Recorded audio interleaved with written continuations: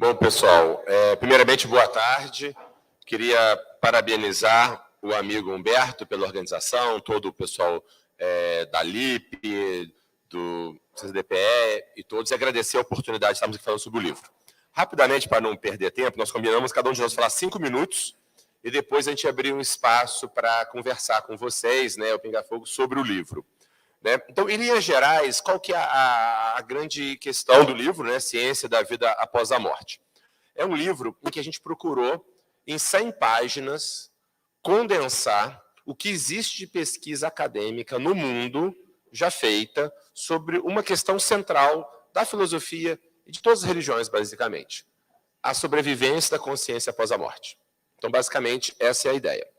Isso é importante porque, apesar de toda a discussão que existe no mundo sobre espiritualidade, ciência, etc., de modo geral, se considera a espiritualidade como uma crença, uma prática. Não se discute a realidade ontológica da ideia fundamental da existência da mente, da alma, do espírito, de algo além da matéria. Então, esse livro faz isso, né? Então, ele procura apresentar em 100 páginas o que tem realmente no momento. A gente gastou um ano de trabalho, nós três, eu, o Humberto e a Mariana, uma outra psiquiatra, fazendo uma revisão mais ampla de argumentos a favor, argumentos contrários e as evidências. O livro se foca em evidências.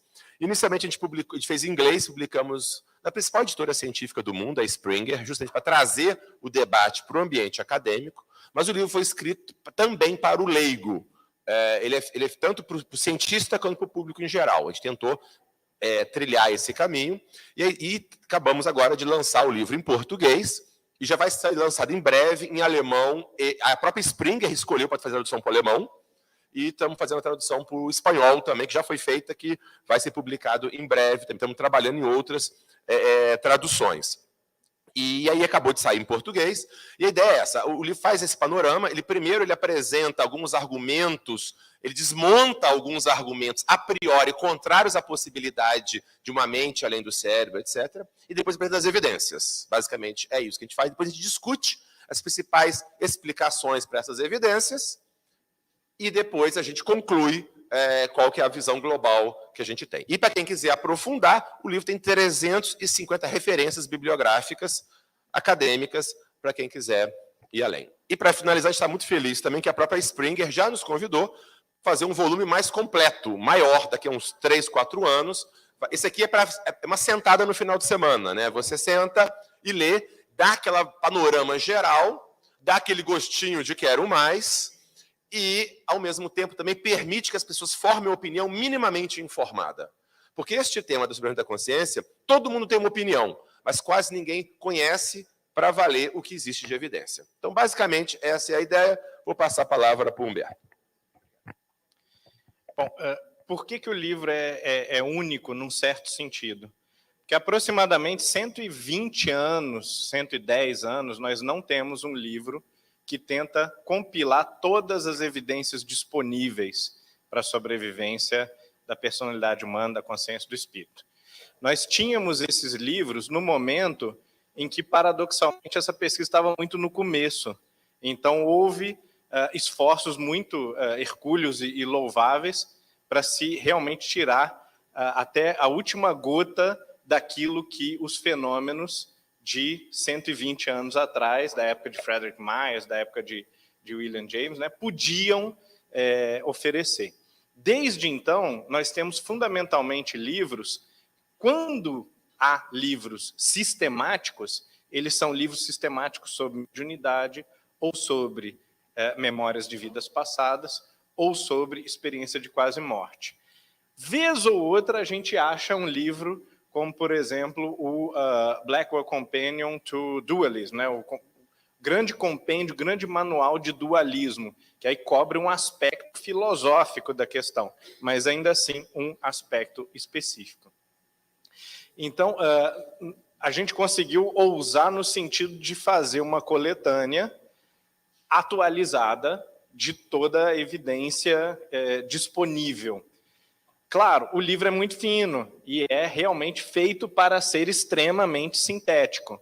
Então, o critério de seleção do que é boa evidência e do que é ciência da vida após a morte, ele teve que ser muito duro, muito rigoroso.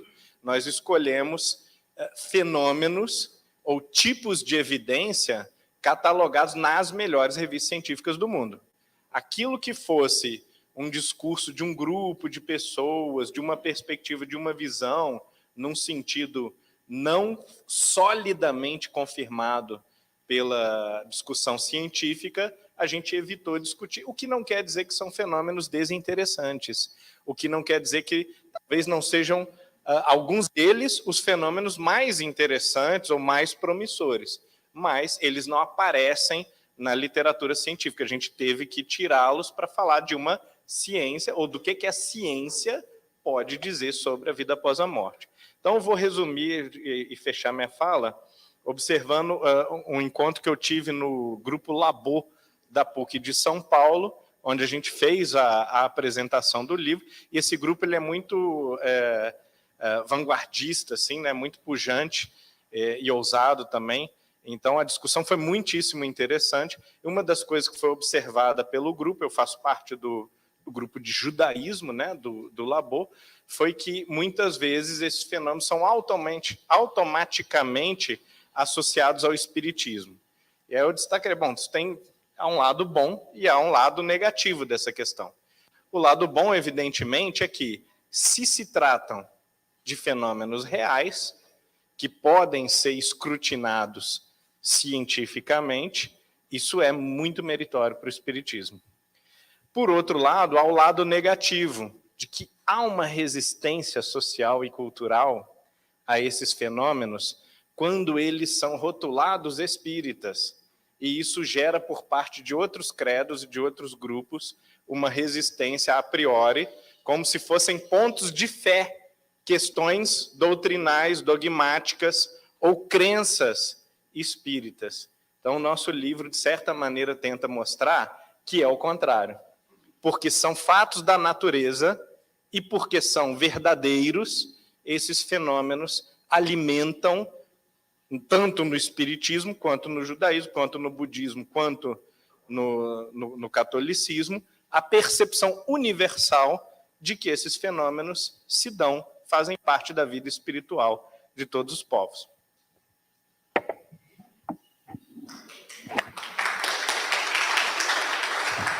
Pessoal, perguntas? Levantem as mãos. Oi, Eliana Haddad. A minha pergunta é simples. Se nós temos já evidências da sobrevivência da alma, como é que fica a ciência após aceitar esse ponto?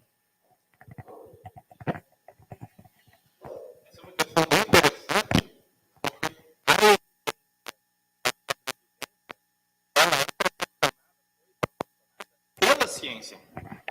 Então, a gente pode dizer que um resumo possível do livro é: a ciência ofereceu evidência da sobrevivência da alma. As pessoas agora precisam se adaptar a isso, com a sua visão de mundo, com seus preconceitos, né? A ciência não vai ter que se adaptar num sentido forte da palavra, porque a resistência que possa haver, pelo menos até nós, onde nós podemos perceber, ela não existe cientificamente. O que há resistência cultural.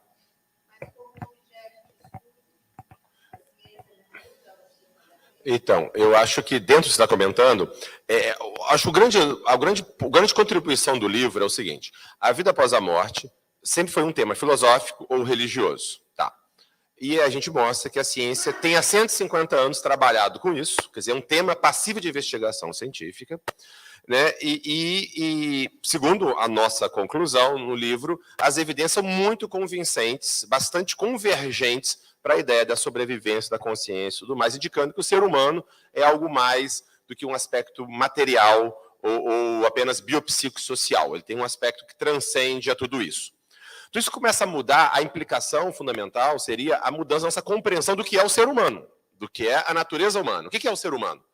Por exemplo, um dado muito importante, o Ian Stevenson falava muito sobre isso, nós sempre procuramos explicar as coisas entre o ambiente e a biologia. Quer dizer, você tem a genética que você traz e o ambiente que você foi criado.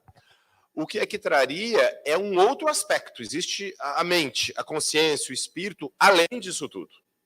Isso vai ter implicações muito importantes, desde a ideia do livre-arbítrio, né? Quer dizer, a capacidade minha de escolha frente às coisas, né? Frente à doença, frente a comportamentos, que implicação que isso tem? A implicação que eu tenho para lidar com o luto. A implicação que eu tenho até na ciência da religião, estava conversando com o Brasil aqui sobre isso, quer dizer, será que eu necessariamente tenho que considerar todos os fenômenos apenas um aspecto cultural e tudo mais, ou as narrativas que se coloca pode ter uma realidade ontológica que a gente está investigando? Então muda radicalmente a percepção de tudo, né? Acho que esse é o ponto central.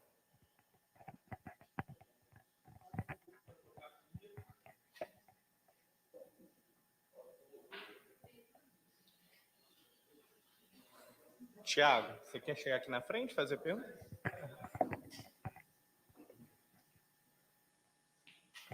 Boa tarde. Uma para o Alexandre e outra para o Beto. Alexander, você percebe no horizonte uma possibilidade de uma ciência pós-materialista? E para Humberto, qual a importância dos pioneiros no campo da pesquisa em torno de espiritualidade, William James, William Crookes, e se esse material deles ainda continua atual? Eu acho que um dos trabalhos... Alô? Um dos trabalhos que eu acho que é fundamental, que a gente já vem fazendo há bastante tempo, o NUPS como um todo, e o livro trabalha com muita clareza, primeiro é mostrar que uma visão materialista do ser humano e do universo não é uma visão científica, né? É uma visão de mundo, é uma metafísica, e que a ciência não precisa disso. Pode até ter uma ciência que vai ter essa metafísica, está tudo certo, mas não é condição necessária para a ciência. Então, esse é o primeiro ponto, tá? E aí, acho que isso nos liberta, inclusive no livro, os capítulos 1, principalmente o 3, que vai limpar esse terreno, mostrar, olha, a ciência não implica necessariamente no materialismo, ela abre possibilidade, não está fechado dentro da ciência se é só matéria ou não que existe. Então, esse é o primeiro ponto. Então, isso já começa a abrir. E não há dúvida, quer dizer, a ideia, ficando claro, né, como as evidências sugerem, né, e é claro que as pessoas podem criticar e apresentar contra-argumentos, e estamos aqui para isso. Inclusive, nós estamos fazendo com um livro, nós estamos expondo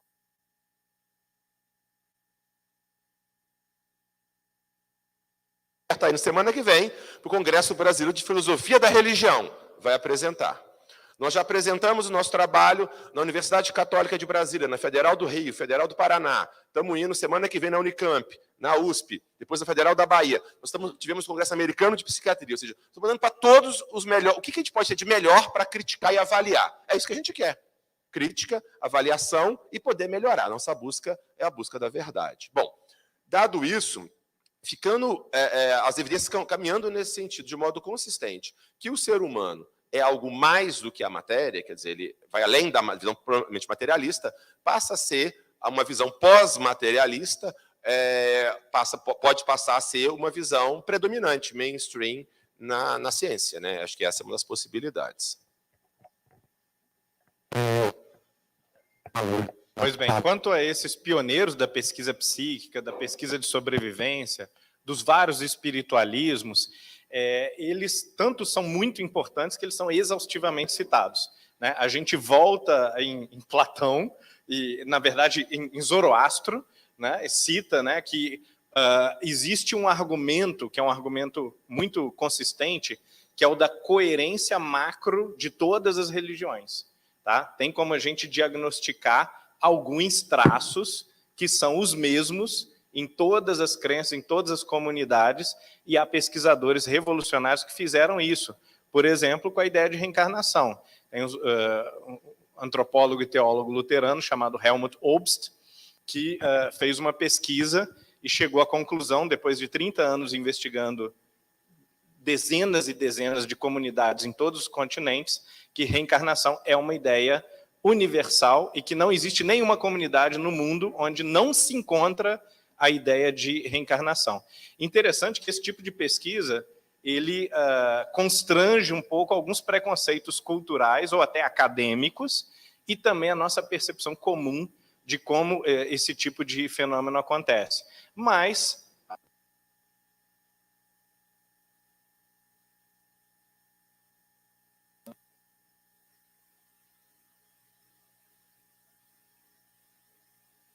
por nós, a noção de justiça, de moralidade, né? Platão fez uma defesa muito consistente de que se a justiça é inventada, não existe justiça nenhuma, cada um faz o que quer no final das contas.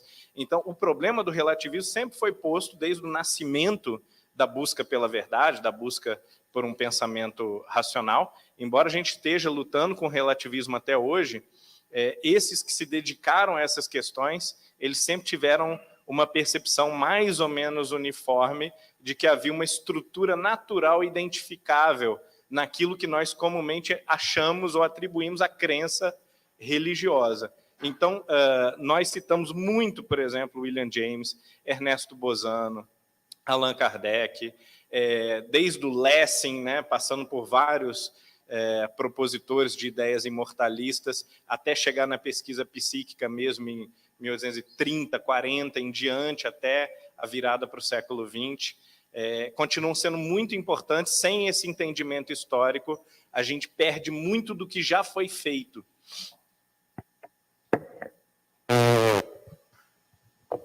Eu sou editor,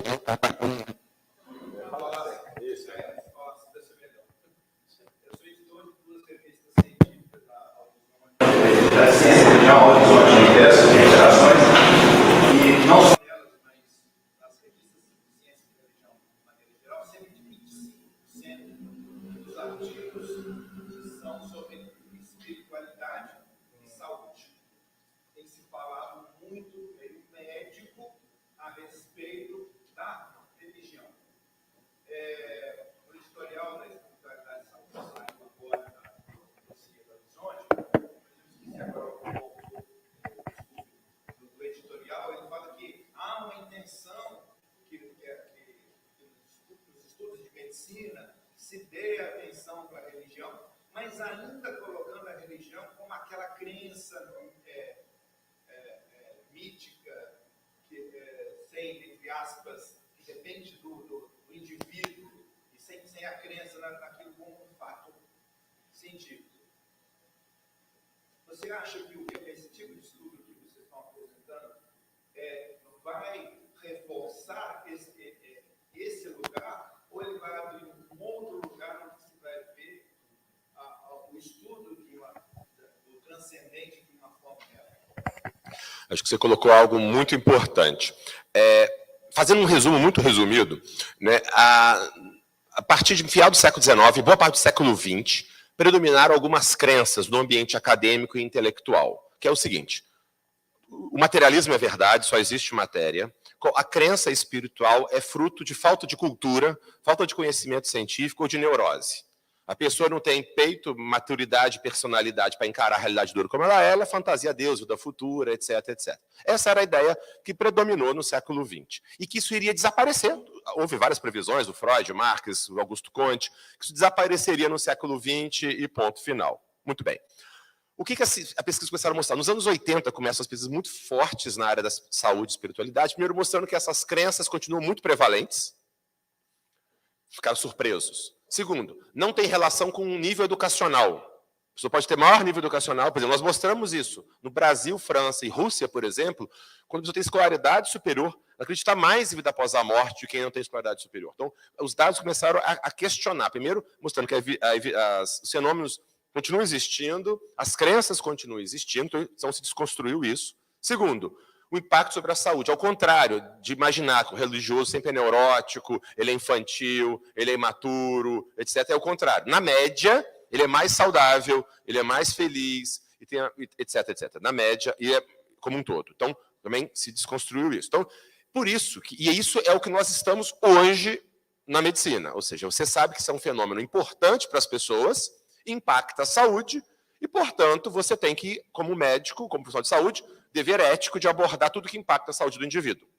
Nós estamos nesse patamar agora. Não se entra no mérito, a princípio, se existe Deus, existe vida após a morte ou não, mas isso, tá, beleza.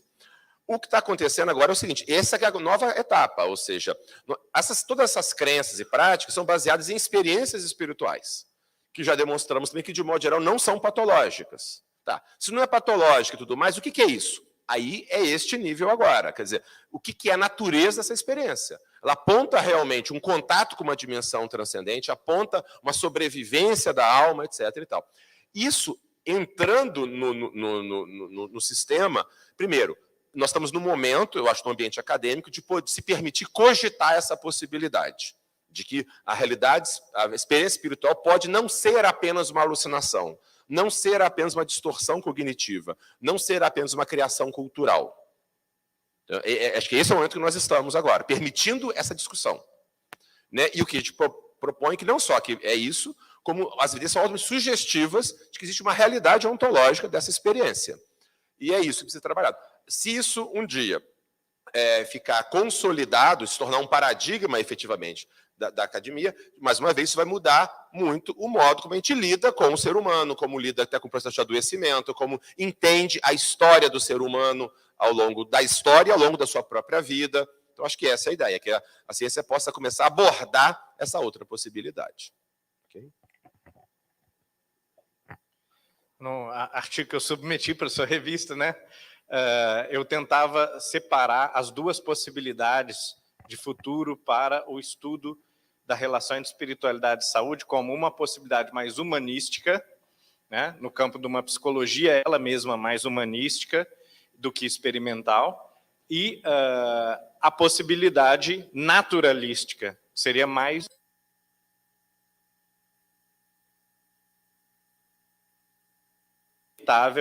de algumas experiências do campo natural enquanto naturais. Agora, é claro que toda tipologia ela tem uma certa pobreza intrínseca, né, que é separar as coisas para simplificar. O fenômeno, evidentemente, ele congrega as duas coisas. Então, o cuidado que a gente tem no livro é dizer há aspectos materiais fenomênicos que podem ser averiguados como evidência da sobrevivência do espírito.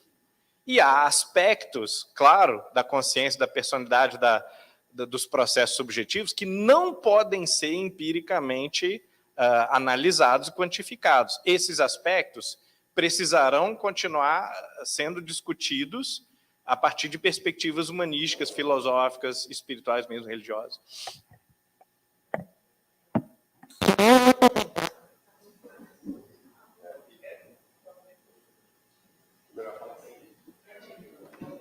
Pode falar.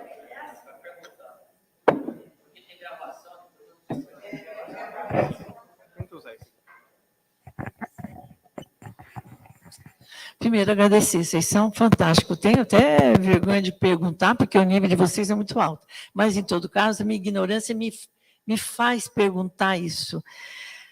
A ciência é feita pelos homens. Muito bem. Os homens são preconceituosos. E vocês estão falando que agora estão possibilitando a se pensar numa existência, de se provar que existe além da matéria. Agora eu pergunto, o preconceito que nós temos, que o ser humano tem, não interfere na ciência, porque a ciência é feita pelos homens?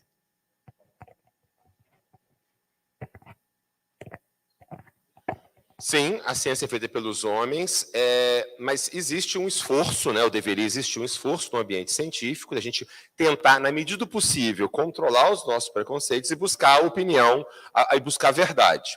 Inclusive, eu gosto muito de citar Karl Popper, o filósofo da ciência Karl Popper, que ele diz o seguinte: como que você consegue fazer uma ciência objetiva se o cientista é subjetivo, cheio de neura, maluquice, ponto cego, etc. e tal? Beleza, eu como psiquiatra sei disso. Muito bem. Qual que é a ideia? Primeiro, há um esforço sincero, já que nós somos cientistas ou acadêmicos, à moda antiga, acreditamos na verdade, acreditamos na busca do rigor, etc. Não que tudo é, cada um constrói o que quiser. Bom, então a gente procura sinceramente analisar a evidência, controlar as nossas próprias tendências para ser o mais imparcial possível, primeiro. E depois, a gente submete, ao que o Popper chama, a uma crítica intersubjetiva. Ou seja, eu submeto aquilo que eu encontrei, do melhor modo possível que eu consigo colocar, a crítica de outras pessoas. Aí, a luz deles ilumina meu ponto cego. Eu tenho ponto cego, mas não é o mesmo ponto cego de todos os outros pesquisadores. Por isso que a gente está apresentando em todos os lugares que a gente consegue, academicamente, até não academicamente, para ter o máximo de iluminação.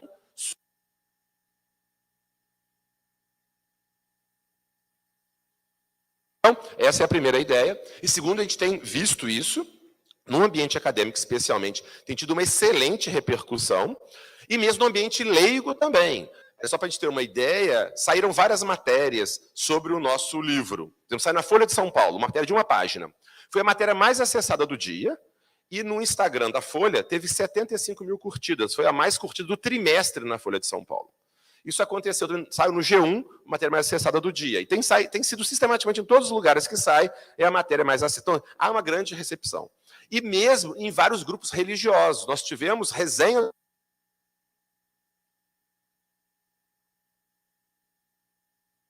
pessoas agnósticas, por pessoas católicas. Nós conversamos com algumas pessoas intelectuais protestantes, católicos, que também têm valorizado, etc. E tal. Mas existe, eu vou deixar para o Humberto falar, das resistências, os dois tipos de resistência que a gente enfrenta do preconceito. Contar uma história longa, curta, né? A resistência começa no iluminismo, quando se desenvolve o conceito de que a religião é a fonte de toda a obscuridade, toda a burrice, de toda a ignorância, e nós criamos uma nova igreja chamada universidade, ou a igreja dos sem igreja, né, das pessoas sem religião. Todos os povos da história, sem exceção nenhuma, tinham nos sacerdotes, nos profetas, nos místicos, nos monges, os seus ícones de sabedoria.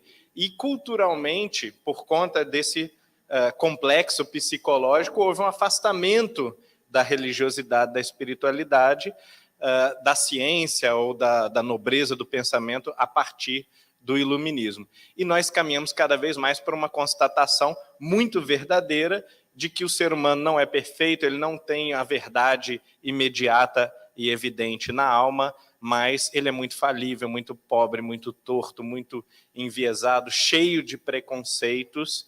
E nessa percepção que é verdadeira, nós julgamos a criança com a água do banho sujo. E perdemos a noção também verdadeira, e tão ou mais importante, de que nós somos também capazes de bondade, de racionalidade, de razoabilidade, de consenso, de discutirmos equilibradamente as coisas. E nós mesmos, acostumados com esses preconceitos acadêmicos sociais, e com uma visão rasa,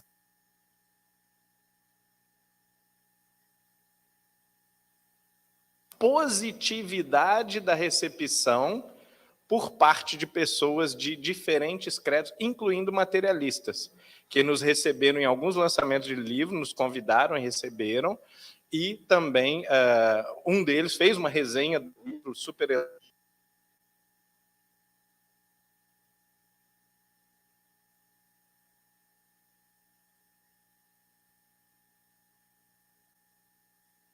ajudou a derrubar o nosso preconceito prévio de que seria muito difícil, de que haveria muita resistência, de que todo mundo seria contra, quando muito pelo contrário. A gente tem esperança na humanidade.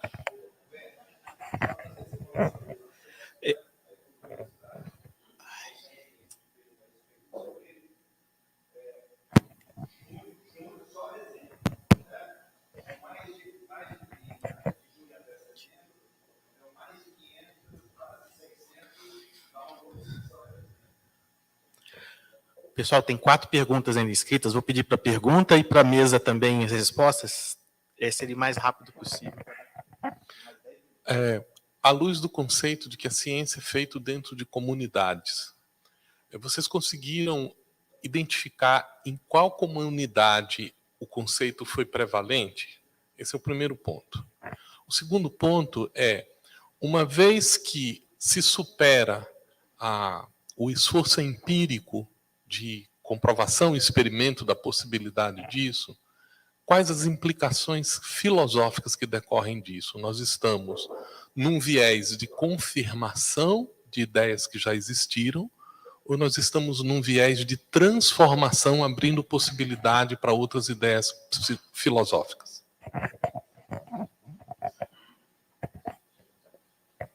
Então, acho que do ambiente científico, Não sei se tem um lugar que recebeu melhor. A princípio tem sido muito positivo em todos os lugares que a gente tem ido. Assim, a gente esteve em ambiente de psiquiatria, ambiente de filosofia, ambiente de psicologia, e tem sido muito positivo. Então, não diria que tem um lugar específico, não. Inclusive, o livro, de certa maneira, reflete isso, porque quando nós estávamos à caça das tais evidências, ou dos melhores argumentos humanísticos, filosóficos também, a gente observou que eles são muito diversificados e que, na verdade, é difícil selecionar e contemplar todos no livro. Fica muita coisa fora, né? Porque há abordagens antropológicas, teológicas, filosóficas, sociológicas interessantíssimas de todas as áreas médicas que a gente imaginar, todas as áreas psicológicas que a gente imaginar, de cuidados paliativos, né? Agora, com certeza, as consequências filosóficas, a gente aponta para elas no livro. O livro começa e conclui bastante filosófico, né? Começa assim, bom, essa é uma questão que incomoda todas as pessoas. Por que não é uma questão científica capital, né? É uma questão que muda as vidas das pessoas. As pessoas mudam de orientação de vida, de comportamento, de perspectiva, se a vida é feliz ou infeliz, se eu sou otimista ou pessimista, com base nessas ideias. Então, por que não é uma questão acadêmica capital, né? E conclui também, bom, dado que há evidência para se dizer que é mais racional concluir em favor da sobrevivência do que contra a sobrevivência, como isso deve impactar o comportamento das pessoas, a visão de mundo das pessoas, a autoimagem das pessoas e, principalmente, o conceito de ser humano, que é o ser humano, né? Mas são curtos parágrafos sugestivos para alguém fazer esse trabalho.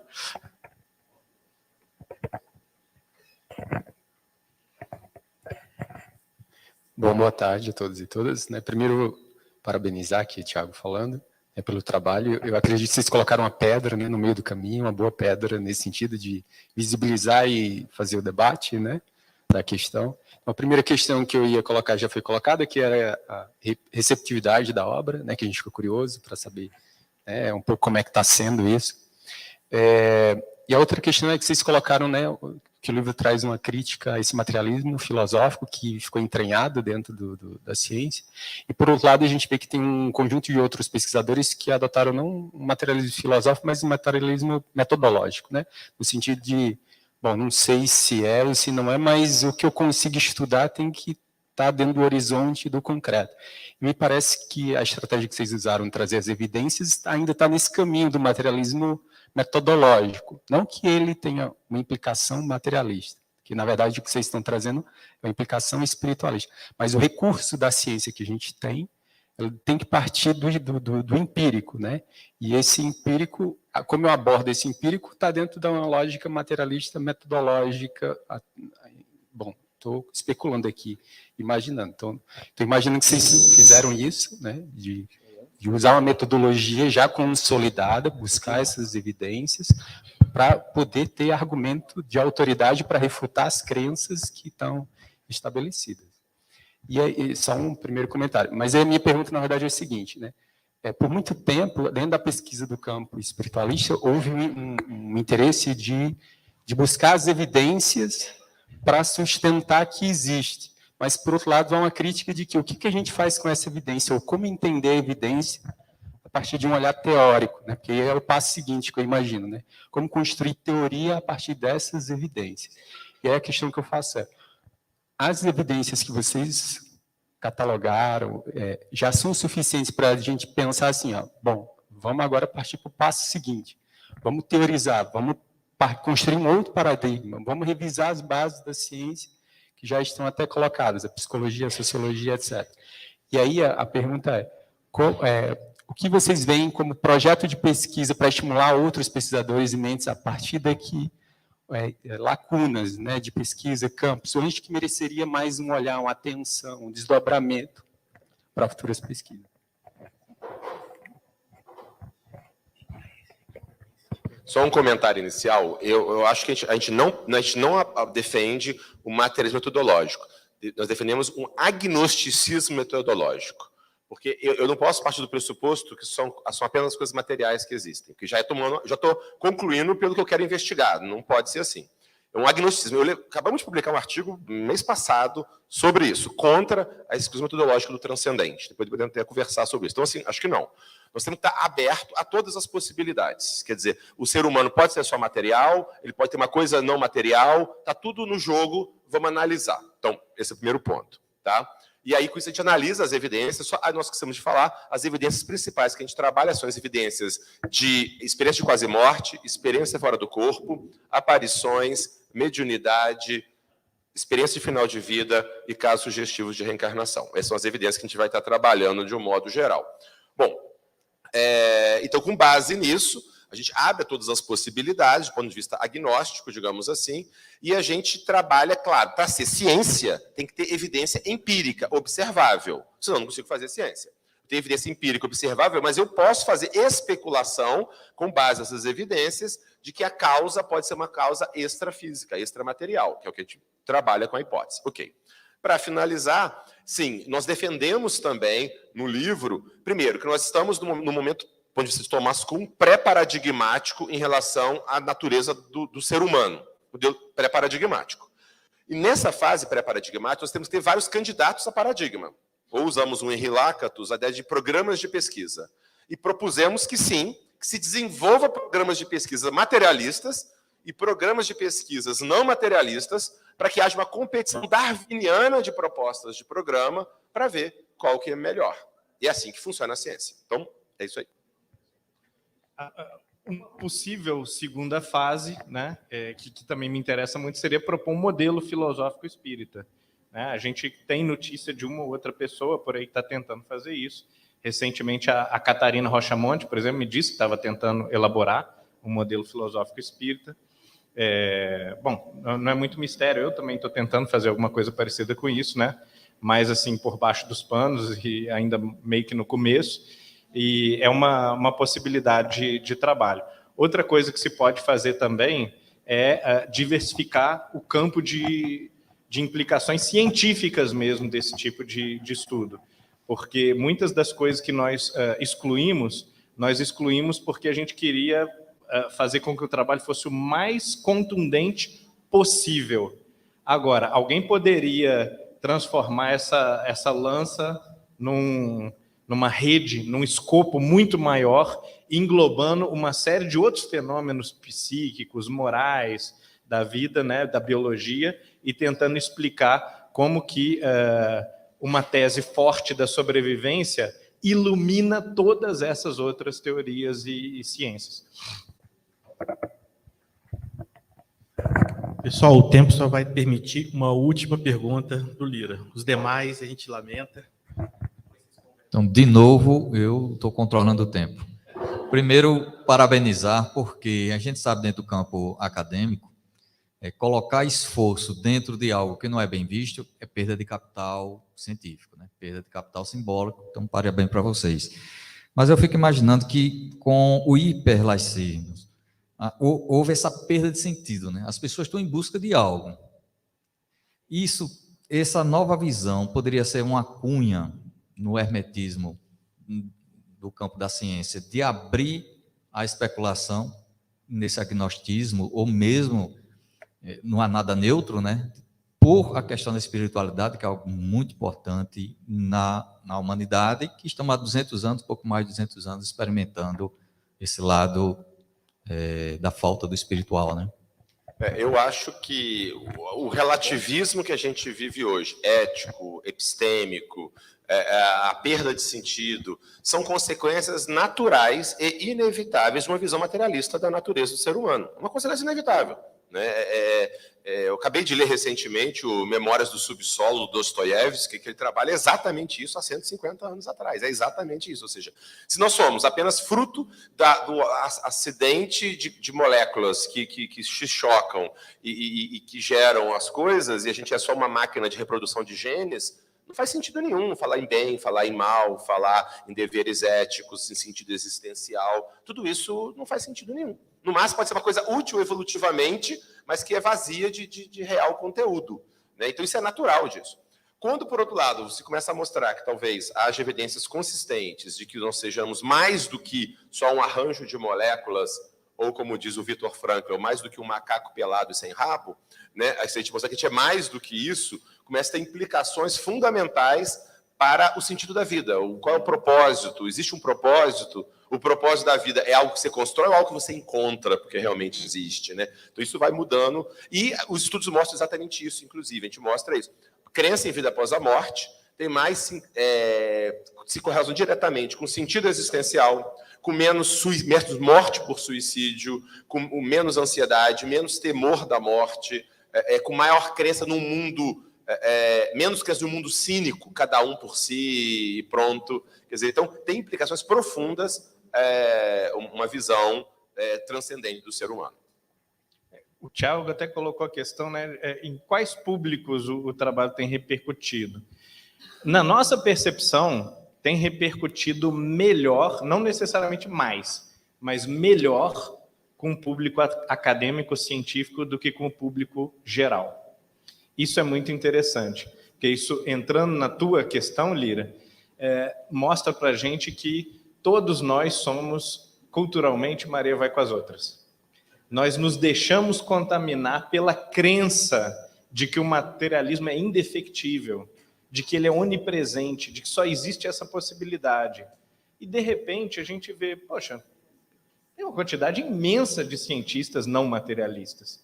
Quando a gente para analisar, tem uma quantidade imensa de prêmios Nobel e de cientistas extremamente renomados nas melhores universidades, com os melhores projetos de pesquisa muito bem financiados, que são pessoas religiosas e são pessoas espiritualistas, defendendo teses, inclusive, espiritualistas ou idealistas ou de diferentes tipos. Então, às vezes, vai caindo um pouco o véu do convencimento de que esse materialismo fosse absolutamente dominante, quando, na verdade, até as pesquisas estatísticas com cientistas em grandes congressos mostram que há grupos em que o percentual de materialistas é 50% e há grupos em que é 20%. Mas não há praticamente nenhum grupo em que é 80%, 90%. Isso é uma raridade. É a exceção à regra e não a regra. E, no entanto, culturalmente a gente pensa que sim. Então, fica esse convite também a gente pensar como a gente valida ou lida com as estruturas culturais. Vamos passar ato contínuo